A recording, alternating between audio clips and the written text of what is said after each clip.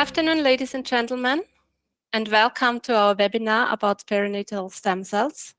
We are very glad for your interest. My name is Anna Haag. I'm marketing manager at Pharmicort Swiss, and I will do the moderation of this webinar today. The Pharmicort group, which recently merged with Vita34, is the #1 in Europe for the processing and storage of stem cells from umbilical, cord, blood, and tissue. However, it's also active in clinical stem cell research for various diseases, is connected with leading transplant centers worldwide, and regularly participates in certified clinical trials. I'd like to inform you again very briefly about the program. Professor Breymann will start and give an update on the state of science and on potential applications in the clinic. Ms. Albertini will talk about placenta tissue as a biomaterial for translational research and regenerative medicine. And Ms. Zaytseva will talk about improving hemocompatibility of tissue-engineered heart valves. And in the last few minutes, we will be taking questions. So please ask your questions in the chat. And then when you finish or the webinar ends, you will automatically ask 2 more questions. One, if you would like to receive a participation certificate confirmation, and if you have any feedback for us. The presentations will be or are available for downloading during the webinar. And if you have any further questions or would like to have more information, you can find my email address in the chat as well. Okay, then let's start with Professor Breymann. He is head of the Gynecology and Perinatal Center of Hirslanden Medical Center in Zurich, Seefeld, and he's a titular professor at the University Hospital Zurich with research focus on iron therapy, hematology in pregnancy, and perinatal stem cells. Professor Breymann. Thank you for the introduction to this webinar, and I hope I can add something to the current knowledge in especially also clinical application, some clinical application of perinatal stem cells. When I had my last talk around 5 years ago in Hirslanden, it was still that many doctors or listeners said, well, this is all in theory, and we don't have really actual applications for that. It's therefore we cannot recommend it to the patient, to the parents. But I hope after this webinar you will see that that there is a change in what is happening, and that there was a dramatic change in especially the last 5 years. Now, my conflict of interest: I'm a medical advisor of Pharmicort Switzerland.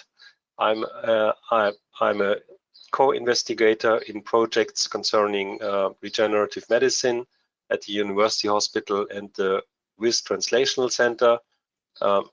By the way, this is not conflict of interest because the science projects are not, I don't have any financial interest there. In 2000, we started in university the cooperation with Regenerative Medicine Institute, and there is a long-standing history of on cooperation in regenerative medicine. This was one of the first, I think, impressive results, creating a regenerative heart valve out of based on amniotic fluid progenitor cells. So the group could show that from amniotic stem cells you could differentiate cells and finally create a heart wave in a bioreactor.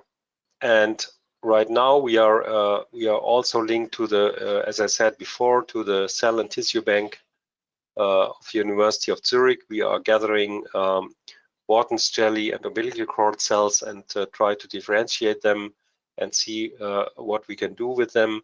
And you will hear later from in the last talk what I'm talking about. As we heard before, Farmicord group and Farmicord Vita 34, that traditionally was a German stem cell company, Vita 34, that has also quite a tradition in Switzerland. As you see, most public and family banks are in America, in the States, Europe, and Asia. Right now, there's a total number of around 154 public banks and 379 family banks. As you see, the family banks with the autologous, where the autologous blood is sampled, which means the baby's own blood. So the blood is banked for your own baby and not given away. For Farmicord, this is around 40,000 samples a year. The general percentage is around 0.7 to 6%, varying in different countries, like from Europe to Eastern Europe. And for Switzerland, it's around 500 samples per year. For Farmicord, which is around 1.4%, which is definitely a low percentage. I must say that in my place, for example, I think, I would say that at least 20% of my patients are storing perinatal cells. But I think this is also very depending on how you inform the parents or your patients about stem cells. The big difference between, so there are so-called omnipotent stem cells that replicate themselves. So omnipotent stem cell creates another stem cells. Basically, an omnipotent stem cells can create whatever it wants. But today we are not talking about omnipotent stem cells, but we are talking in so-called adult or stem cells that are already going in a certain direction. So that is also the reason why these stem cells implanted in other tissues will not create tumors, but they can differentiate to various tissues such as muscle, blood cells, cardiac, liver, and intestinal cells. The amazing thing is that, primarily many years ago, or some years ago, we were focused on umbilical cord blood for the source of stem cells. But today, we know that also the amniotic fluid, the chorionic plate and membranes, and finally the placenta, which we'll hear later, are rich sources of stem cells, different kinds of stem cells. And so all perinatal compartments are sources of amazing potential stem cells, especially mesenchymal stem cells. Most of you will know the tradition of the cord blood sampling. The cord blood sampling has a long tradition. It started in the 1980s, where scientists could show that hematopoietic stem cells could actually cure hematologic diseases. In 1988, there was the first successful transplant in a child with Fanconi anemia, and then later in myeloid leukemia. Since then, 30 years ago, there were, I think, probably it's around millions of children were treated with umbilical cord stem cells. Certainly not only autologous, but also heterologous blood in different kind of hematologic diseases. Very important also beta thalassemia, the lymphomas, of course. And what I want to point out today is that these are the treatment of hematologic diseases is a traditional and well-known application. But now and today we are talking about the future steps of stem cell treatment, which are outside hematology and going into tissue engineering and, for example, treatment of neurologic diseases and immunology. So we are getting away from just hematologic disease. And since we are getting away from just hematologic disease, we have such a broad application because we have so many different diseases that can be treated. As I said before, we are now talking about the increase of number of clinical studies. I'm not talking about case reports or observational studies or animal studies. I'm now talking about the increase, as you see here, of published clinical trials in the cells used for regenerative medicine or immune modulation. Again, this is not observational studies, these are clinical studies. And as you see here, talking again from your umbilical cord blood, you see numerous disorders that might be treated. In total, we have 57 published trials, 16 control trials, and in 814 patients. Again, these are not observational case reports, 814 patients, 16 controlled studies, 43 out of 57 studies show promising results. Here down on the right, you see many more other implications with a different, including erectile dysfunction, cardiomyopathy, optic nerve hypoplasia, so you name it. I mean, it's really many implications or potential implications. One of the for me, most promising areas is the neurologic, in the area of neurologic diseases. Again, here, cord blood using in children with cerebral palsy, just to show you the principle, where neuronal progenitors, which are undifferentiated here on the left, different in nerve tissue. Well, basically, you can do this in a lab, in vitro. You differentiate these cells wherever you want to have them, and then, for example, if you in an animal model where you have a closed head injury, when you inject these cells in the blood or the tissue, you see, I mean, it's very easy to see the repair process. So actually, the cells are migrating to the injury and are considering the healing processes. After 35 days, you have a considerable improvement in neurologic score here in an animal model. But to come away from animal model, and these are now data that were published in Transfusion some years ago. This was a study comparing privately and public banked umbilical cord. So it was rather a study to compare the quality of blood in different banks. But what I want to point out, in this study, 184 children received 198 infusions. From these, only three had infusions reactions, but which were responsive to medical therapy. So to show that autologous blood is valuable in children, this study was done, and you see that three out of 184 children had a reaction which was completely to control. If you see down there in the conclusion in this from this group, which is one of the most famous groups from Duke University in North Carolina, they conclude that IV infusion of autologous blood is safe and feasible in young children with neurologic injuries. That is a very important conclusion. Again, from the same group, you see here that the diagnosis: cerebral palsy, congenital hydrocephalus, and other injuries. In total, as I said, 184 children. And just an example on the right, you see here, for example, a child with a brain damage or brain injury on the left. And then after treatment, you see a very small rest of the scar. But as we saw in the animal model, healing tissues, and considerable improvement.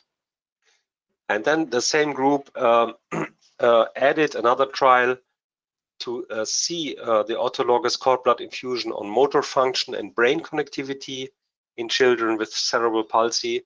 I want to point out, I mean, the number of cerebral palsy, if you compare it with hematologic diseases or Also, the children with cerebral palsy in Switzerland, I don't know the number by my mind, but if you think about potential application in cerebral palsy, you can also think about how considerably higher is the number of patients that can be treated with cord blood. And again, this group made this study very carefully. And you see here, this is not before and after, but this is the improvement in motor function, cognitive function, and brain connectivity. This is after infusion in red and blue, but depending from the number of cells. And you see in a lower number of cells in red, you see already an improvement, but in blue you see a better improvement. So basically, if you give more cells, yes, there is improvement also for lower dose, but if you give a higher dose, there is even more improvement in these children. The conclusion here is that the infusion improves the whole brain connectivity and motor function in young children with cerebral palsy. And of course, these findings have an important implication for the treatment of these children. While they performed this study, hundreds of families of children with cerebral palsy who did not have a qualified autologous sample unit available were phoning. So during the study, and when parents heard about the results, hundreds of couples were phoning and said, and were asking, well, actually, it's a bit too late, but we're asking how can they get stem cells? Of course, this can be done probably later also with heterologous stem cells, but some parents were really so sad that they didn't store the cells before. And just to give you a short, please first look on the left upper side. This is a child with this little machine walking. Here, this was before, and then down there you see after therapy, no additive anymore, no helping things, and the baby is stepping over this little thing there without any help. This is what can happen in children with a brain damage after therapy. Amazing. Another impressive spectrum is autism spectrum disorder. Also here, I'm not aware about the numbers of autism spectrum disorder in Switzerland, but certainly there will be quite a lot of children who present this disorder. And here, all participants had to have an autologous cord blood unit that were banked before, so these children could be treated. And I just want to point out that these treatments are not very sophisticated. Well, the treatment itself is not very sophisticated. It's if you see that in these children, 10 to 15 milliliter were infused 1 to 2 times over 30 to 60 minutes. 10 to 15 milliliters in 1 to 2 times. This is not. It's not that they were like for days and days they were suffering from invasive intervention. A small quantity 1 to 2 times with a considerable result. So this is not a very invasive therapy. In this study, the authors showed that again, first of all, the treatment was safe and feasible. So that is of course important that the thing is safe. There were significant improvements in behavior observed in the first 6 months post-infusion and sustained at 12 months. And you see here in the upper picture improvements in socialization score, communication score, autism composite score, and so on. I'm not an autism specialist. What they can say is that there was a very good success in these children. We were talking about cord blood, but what is very interesting is that apart from the cord blood, as I said before, all the other tissues are rich in stem cells, also the umbilical cord and the Wharton's jelly. And as you see here, these are the so-called mesenchymal stem cells. that are the original of bone, cartilage, muscle, adipose tissue, and connective tissue, and the perinatal, the placenta, and the chorion, and so on are very rich in these cells. The principle is that these cells are isolated, little pieces are drawn, they are cultured, explanted and cultured, and then, as I said, you can differentiate and increase the number in cell cultures and use them for the therapies. You will hear more about this later. Again, you see here in red the number of trials in the last years, how the number of trials was increasing in red. A total of 178 trials were registered up to 2017. The therapy was reported to be safe in 18%, and for 74% of the publications showed some form of improvement. As you see before, this is basically the same list as we saw with umbilical cord blood. We have a summary of applications of the mesenchymal cells, again, neurologic, cardiovascular, hematologic disease, and so on. So again, we have many implications with a possible effect. Also here, I would like to give you some examples. This again, not from the group from North America, but here from a Polish group, where mesenchymal stem cells from Wharton's jelly were tested in the improvement of quality of life, again in children with cerebral palsy. This was a retrospective study, and this was a study in 54 children, and where the arrows, you see the arrows, you see the improvement in muscle tension, muscle strength, communication, and attention, and look also here at cognitive function.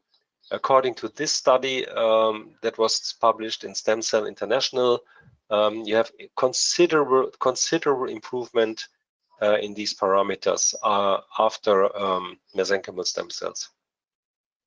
So 48 out of 54 patients, this is 89%, achieved some improvement in health status. 89% experienced an increase in the quality of life, and 21 patients achieved an increase in their self-sufficiency level. Improvement was achieved in 17 areas. So I think cerebral palsy can be a very promising future for this stem cells. Another very interesting field is, interestingly, is immunologic influence in COVID-19 patients. Probably, I don't know, many of you will not know that there are very, very promising results in infusing mesenchymal stem cells in COVID-19 patients. And there was a study in Miami in 19 patients who developed severe acute respiratory distress syndrome.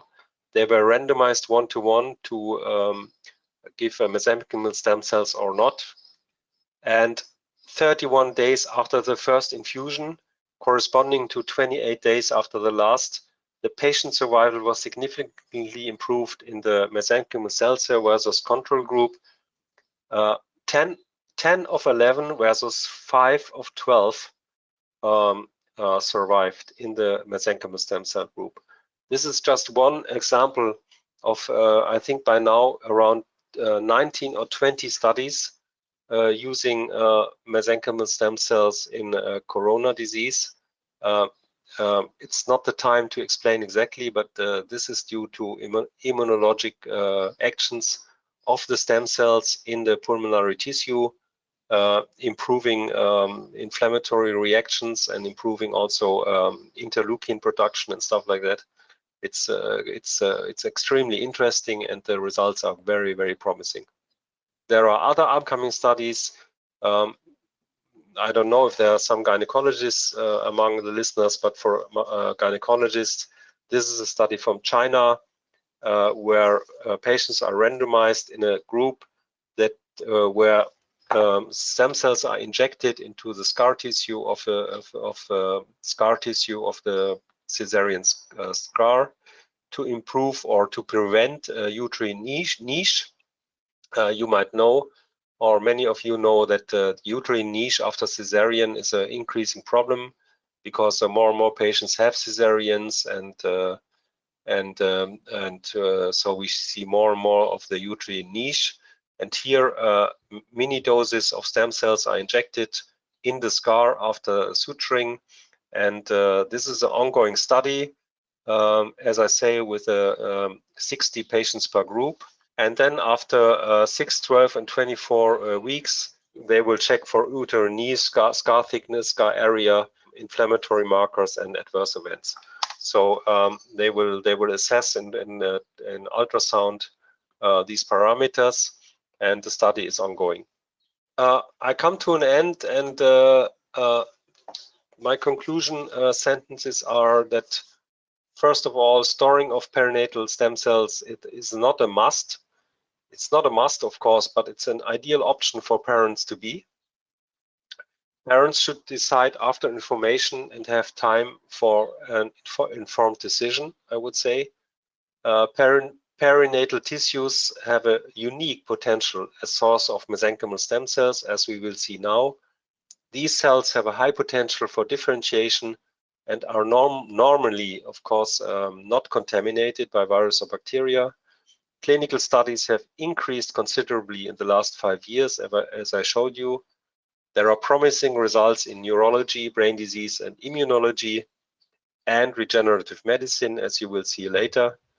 The option to preserve stem cells around birth is unique and is only one moment. If the tissue is gone, it's gone, it's away, it's in the garbage. Independently from the gynecologist's opinion, parents should be informed. This is also according to the Swiss Society of Gynecology, that parents should be informed. If parents decide for stem cell sampling, make sure conditions and quality of sampling are optimal. This is your responsibility because, again, it's a unique option. Okay, this is from my part, so thank you for listening, and we look forward for the next talk. Thank you so much. Thank you very much, Professor Breymann. Now I hand over to Ms. Albertini. Ms. Albertini is a biologist with a PhD in pharmaceutical science and holds a master's degree in manufacturing of hTMPs. And she is a scientific director of Pharmicot Suisse. Thank you, Anna, for the presentation, and good evening, everybody. I'm Veronica Albertini, and I want to thank you also, Professor Demke, for sharing with me this presentation on this important topic that is the placenta as biomaterial for translational research and regenerative medicine. As Professor Breymann already explained, in the last 10 years, there was a huge increase in terms of scientific publications, scientific literature, mentioning the use of stem cells in different therapies and in different pathologies. However, only in the last years, it has been discovered that placenta can be also a good source of stem cells. Placenta, in fact, has different advantages respect to other sources of stem cells. Is one of the youngest source of stem cells that we can easily collect. In fact, placenta can be collected just after the delivery, and normally it is wasted. Is a young source of healthy cells of both fetal and maternal origin. And we have to consider also the immaturity on the immunological side. In fact, after just before the collection, the placenta is in a sterile environment without being in contact with toxins, viruses. So the immunological system is very immature, and this is a good advantage if we use these cells for allogenic transplant. So this doesn't cause reaction or rejection of the transplant due to this immaturity of the immunological system. These cells are like other mesenchymal stem cells that we can find, for example, in the umbilical cord tissue, have the ability to regenerate tissues, different type of tissue, so differentiate in different type of tissue, and secrete many multifactorial cytokines. and therefore they can be used as low-release drug delivery system. We will see all these topics during the presentation.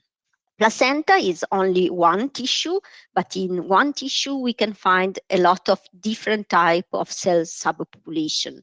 We have mesenchymal stem cells, as we already mentioned, that we find the Wharton jelly in the core tissue, but we can find also in the chorionic villi of the placenta. These cells, in fact, are also called pericyte because stay nearby the blood vessels. So we can find mesenchymal stem cells, but we can find also endothelial stem cells that are the stem cells responsible to create new blood vessels. But we have also in the layers, external layers of the placenta, we have also chorionic stem cells and amnion stem cells. So with only one tissue, we can obtain different type of stem cells, and this can be differently used in the treatment of different pathologies. Like the other mesenchymal stem cells, also placenta-derived stem cells have three different ways of action. In one way, they have the pro-regenerative activity, so they are able to stimulate the resident cells to proliferate and repair the damage of the tissue. In this way, they are able to improve morphological and functional organ and tissue recovery, reducing fibrosis and inflammation. Mesenchymal stem cells have also an anti-tumor activity. They are able to inhibit tumor growth, both in vitro and in vivo experiment, inducing apoptosis of the cancer cells, and they have also an anti-angiogenic potential. So they reduce the presence of the blood vessels in the tumor, and the blood vessels in the tumor are important for the nutrition of the tumor mass. So if we can remove it, we can decrease the tumor mass. And in the last years, it has been discovered that these cells, mesenchymal stem cells, can be used also to treat genetic disorders. In two main ways. One is the gene therapy, using, for example, stem cells of the patient that has a genetic defect that we can repair in vitro and retransplant the cells in the patient. And the second way is to use donor cells to repair the damage. So the new gene with the new cells is able to recover the function of the enzyme that maybe is disappeared due to the genetic defects. And this therapy can be applied also in a newborn, so in the neonatal setting, and this is very important. All three mechanisms of action of mesenchymal stem cells are related more to one effect of these cells that, technically speaking, is called paracrine effect. This paracrine effect is due to the fact that mesenchymal stem cells are able to release extracellular vesicles, and they use these extracellular vesicles to communicate with the other cells. For example, for resident cells to repair the tissue, or with tumor cells to do apoptosis, or to repair the genetic defect. In this picture, you can see this extracellular vesicle. This is a microscopic picture. They are very little vesicles. And as you can see here, we have mesenchymal stem cells that release microvesicles containing exosome. These exosomes are used to communicate with the injured cells or resident cells, transferring proteins, mRNAs, or macroRNA. And with this transfer of information, the injured cells are able to trigger cell proliferation and to repair the tissue. It seems an easy mechanism of action. In reality, it's not so easy. In this picture, you can see how complicated it is. One microvesicle can release information and trigger a lot of pathway to releasing cytokines that can act on different way, like stimulate cell proliferation or stimulate apoptosis in tumor cells, or stimulate new angiogenesis. So is a not easy mechanism of action, but these mechanisms of action trigger a lot of pathway. And we see the results of this pathway in the treated patient. We spoke about mesenchymal stem cells in general, but if we spoke about placenta-derived mesenchymal stem cells, there are some characteristics that are specific of these cells. For example, these cells doesn't express HLA molecules or co-stimulatory markers. This signifies that we don't need HLA compatibility to transplant these cells. So these cells can be easily collected from one donor, one placenta donor, and released to treat many recipients, many patients without risk of adverse events or graft versus host disease or transplant rejection. Unlike mesenchymal stem cells that we can find, for example, in bone marrow or adipose tissue or core tissue, placenta-derived stem cells have limited ability to differentiate into other tissue. So their main mechanism of action is not to differentiate to bone to repair bone or cartilage to repair the cartilage of the knee, but their main mechanism of action is what we just discussed before. So lies in cytokine secretion, work on paracrine effect, stimulating the resident cells in such a way. As you can see in this picture, there is also, if we are speaking about mesenchymal stem cells, there is a difference also in the morphology. On the left, you can see the placenta-derived stromal cells. On the right, you can see the bone marrow-derived stromal cells. So they are the same stem cells, but they have some peculiarities. And the placenta-derived stem cells peculiarity can be also reflected on the potential of these cells in cell therapy. On this regards, I want to show you one experiment, one proof of concept experiment specific for placenta-derived stem cells. Allogenic stem cell transplantation is the only curative treatment for some malignant or non-malignant hematological diseases. Most patients can achieve a recovery, an hematopoietic recovery after a transplantation from the donor of hematopoietic stem cells. But a portion of these patients develop graft failure, which is caused primarily by graft rejection and poor graft function. More or less, the incidence of this graft rejection is between 5 to 27%. For this patient, it is quite difficult to obtain a second chance, obtaining a second donor collection or a second transplant. Some scientists demonstrated that mesenchymal stem cells are able to support hematopoietic engraftment overall when this is complicated from the graft failure. And this was demonstrated in vitro and in animal model. I want to show you this experiment that was performed by an Israeli company. They use mice to do the preclinical treatment. The mice were irradiated with 7.7 gray irradiation. This dose closed a completely erase of the bone marrow of the mice, and without any other treatment, the mice die in 10 to 15 days. In this experiment, the mice was transplanted with hematopoietic stem cells and divided into groups. One group was treated only with hematopoietic stem cells and vehicle solution, so placebo. And the other group was treated after 1 day and 5 days after the radiation with placenta-derived stem cells, with the aim to support the engraftment of hematopoietic stem cells. As you can see in the first part of the picture, the group that received intramuscular injection of placenta-derived stem cells, 100% of them survived the treatment. And they had the complete engraftment of the hematopoietic stem cells.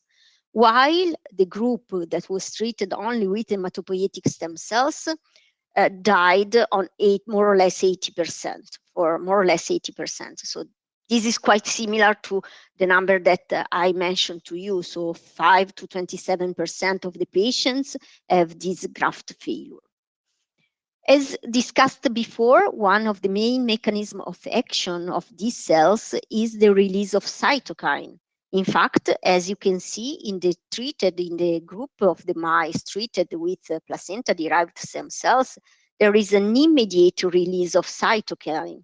Human, because the cells are human, but these cytokines are able to stimulate also the mouse cytokine. And this is an immediate reaction that allows to 100% of the group to survive. As you can see also in this picture, with the treatment, with the co-infusion of the placenta-derived stem cells together to hematopoietic stem cells, these improved the survival of the treated mice of 68% respect to the placebo. And also the weight of the mice is an important signal, is immediately recovered after the transplantation with placenta-derived stem cells. And this demonstrate the health status of the treated mice. After the preclinical model and the preclinical study, this company obtained the authorization to go on with the clinical study, phase 1 clinical study. In this phase 1 clinical study, they treated 19 patients, with autologous. The 2 of them received autologous hematopoietic stem cell transplantation, 17 of them allogenic, but all of them, they had graft failure. So after 3 months, no hematological reconstitution. These patients were divided in 3 cohorts: low dose, the group that received low dose of placenta-derived stem cells, so 1 million cells per kilo, the intermediate group with 2 million cells per kilo, and high dose group with 4 million cells per kilo. All the group received intramuscular injection of placenta-derived stem cell. That was the main, they saw that was the best solution as injection in the mouse model. And this intramuscular injection was performed at weeks 1 and weeks 2. They publish just an abstract in a congress. So the preliminary results demonstrated a significant improvement of all the 3 groups that receive placenta-derived stem cells compared to the group that receive only placebo. And they demonstrated no adverse events caused by the injection of placenta-derived stem cells. Only one little adverse event, that was mild skin reaction at the injection site. So anything related to the injection of the placenta-derived stem cells. Now they started with the phase 2 clinical trial involving more patients and also more hospitals. So it's a study that is involved an hospital in Israel, but also a lot of hospitals in the United States. What they demonstrated thanks to this clinical trial is again the fact that placenta-derived stem cells are not able to differentiate and reconstruct tissue by themselves, but they do that thanks to a paracrine effect. They demonstrate in particular that in this particular clinical study, the main mechanism of action was the release of some macro RNA that trigger the hematopoietic engraftment. So they support the hematopoietic engraftment and they support the growth of the hematopoietic stem cells and the bone marrow work, thanks to the release of these macroRNA that stimulate the hematopoietic stem cells to produce new cells, to react and to engraft in the host. But as we mentioned before, this is thanks to these extracellular vesicles that mesenchymal stem cells and in particular placenta-derived cells release. So why don't think to use extracellular vesicle for the therapy of the patient without using stem cells, for example? So some groups are working on that. These extracellular vesicles can be easily collected. When we put in culture mesenchymal stem cell, we can collect these extracellular vesicle in the grow medium. We can separate them, we can obtain them, and we are able also to freeze them. And we can use this extracellular vesicle for different patients, because also in this case, there is no need of HLA compatibility. So before I show you the results in terms of using placenta-derived stem cells, there are some groups that are using only extracellular vesicle from mesenchymal stem cells. And these two Italian scientists just published interesting results in tumor therapy. In the upper part, you can see the results of injection of extracellular vesicle in renal cell carcinoma. As you can see, they increase to 50% the percentage of tumor-free mice. Same thing, they demonstrated same thing in the lung tumor. In this case, you can see also the reduction of the tumor mass thanks to the injection of extracellular vesicle in 3 different types of cancer: hepatocellular carcinoma, lymphoma, and glioblastoma. So also extracellular vesicle can be a good alternative to do therapy without cell in this case, but to do therapy in different pathologies. So which are the take-home message of this presentation? We demonstrated that both placenta-derived stem cells and extracellular vesicle from placenta-derived stem cells has some effect in tumor therapy, in tissue regeneration, and also in the engraftment of hematopoietic stem cell. But due to their immunological properties, these cells and the extracellular vesicle coming from them can be safely administered without HLA typing or immunosuppression. This will enable to develop an allogenic off-the-shelf preparation, so we can, from one placenta, obtain a huge quantity of mesenchymal stem cells and a huge quantity of extracellular vesicle that can be used for a huge quantity of the patients. And this is saved because it demonstrated the different clinical trials that are going now, more or less 50 worldwide. They demonstrated that this injection is saved, and no graft versus host disease reaction has not been clinically observed at any time to date. So these are the take-home message. Placenta is a good source of stem cells, just discovered, but it seems very, very promising. I thank you for your attention. Thank you very much, Ms. Albertini. Now I would like to introduce Ms. Zaytseva. She is a PhD student in the field of cardiovascular tissue engineering at the Institute for Regenerative Medicine at the University of Zurich. Ms. Zaytseva. Thank you very much, Anna, for the introduction. And thank you, Professor Breymann, for the invitation to speak at the webinar. Good evening, everybody. Today I will talk about a slightly different topic. Today I will talk about pre-endothelialization of human tissue-engineered matrices for improved hemocompatibility in tissue-engineered heart valves. So cardiovascular diseases are the leading cause of death according to World Health Organization, and the prevalence of cases keeps rising worldwide due to the aging population. One of the most common valvular diseases is aortic stenosis, which leads to the narrowing of the opening of the heart valve and thus restricted blood flow from the heart. There are several causes to aortic stenosis, ranging from age as the population gets older.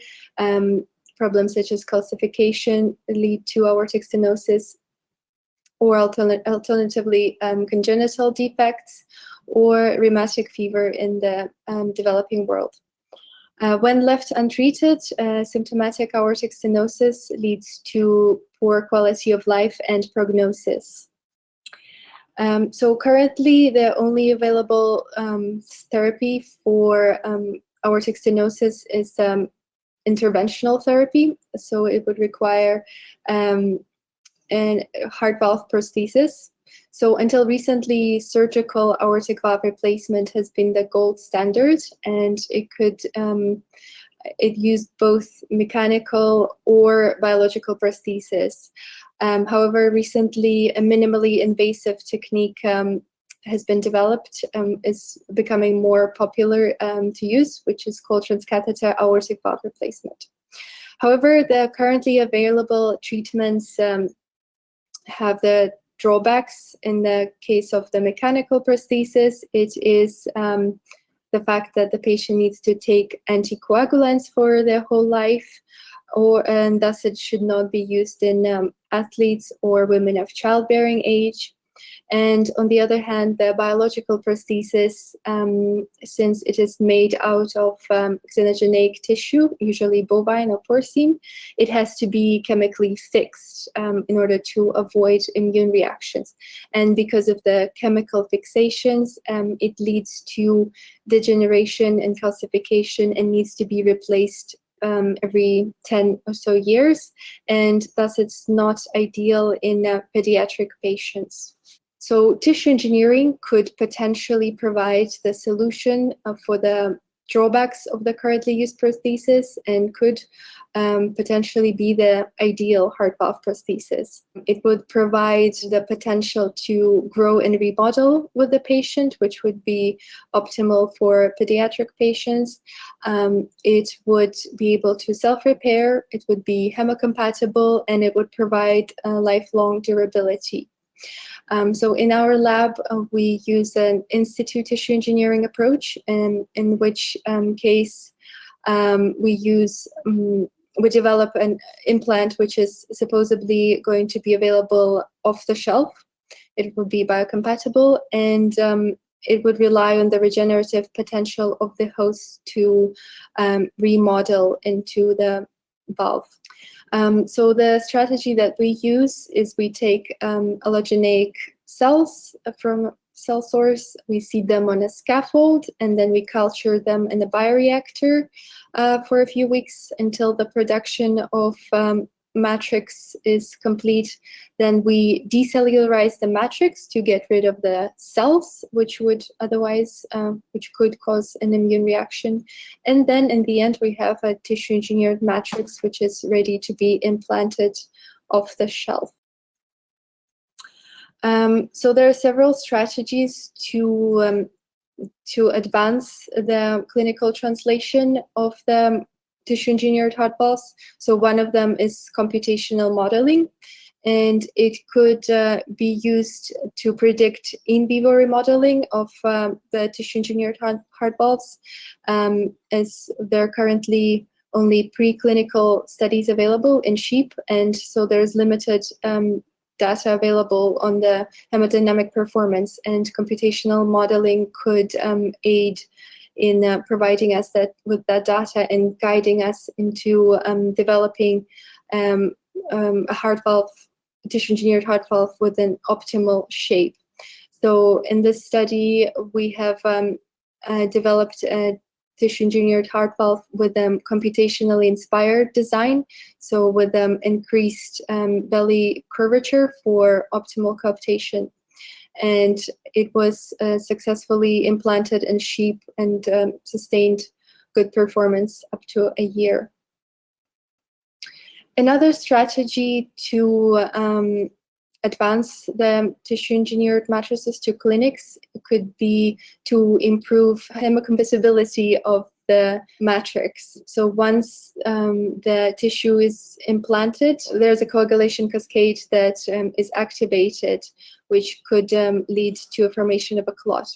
Endothelium is a layer of cells which serves as a barrier between tissues and the blood, and thus pre-coating the tissue engineered matrix in a layer of endothelial cells could provide a barrier and diminish the coagulation response once implanted. So in this study, we have seeded endothelial cells which were derived from the vein of the umbilical cord, which was provided kindly by Professor Breymann. And we have seeded the cells on the 3 surfaces, on the glass with gelatin, on the collagen 1, and on the human tissue engineered matrices.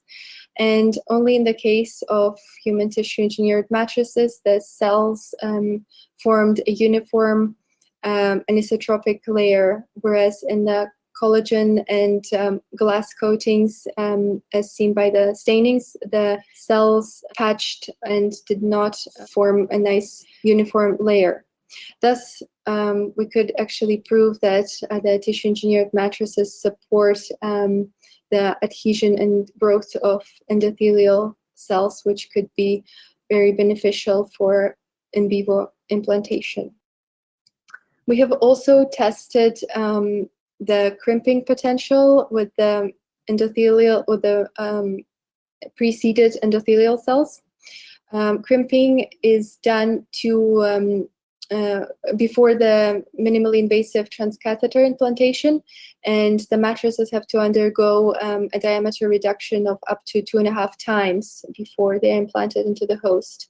And what we could see was that the morphology of the cell layer was still preserved after the crimping procedure, and the cells were still viable, which is reassuring and means we could use the strategy for the minimally invasive transcatheter implantations.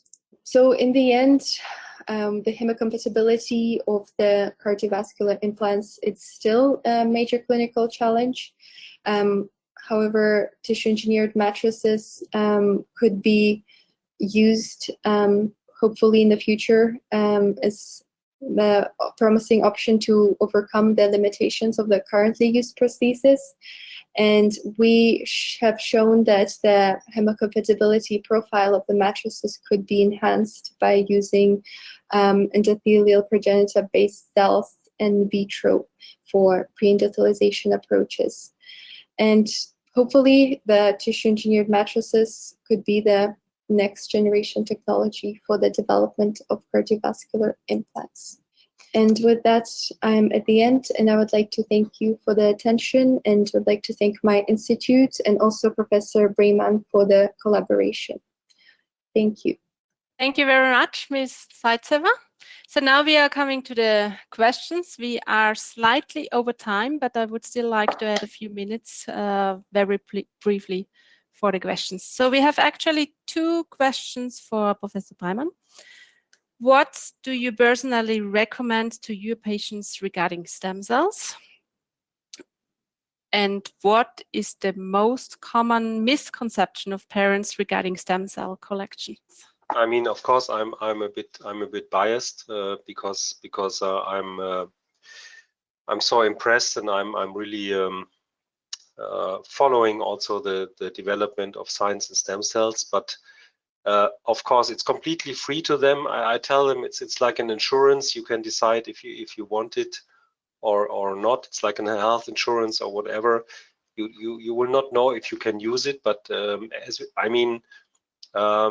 as I showed, we are coming away from just punctual or very few possible implications. We are getting into fields of regenerative medicine, cerebral palsy, neurologic diseases, and so on.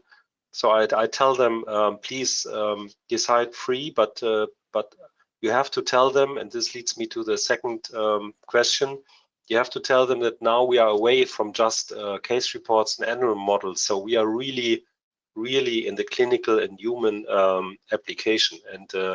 And I think if you see the results from these young children, or what we saw from Ms. Albertini, or also from Polina, we are really at the edge of a very, very promising clinical future.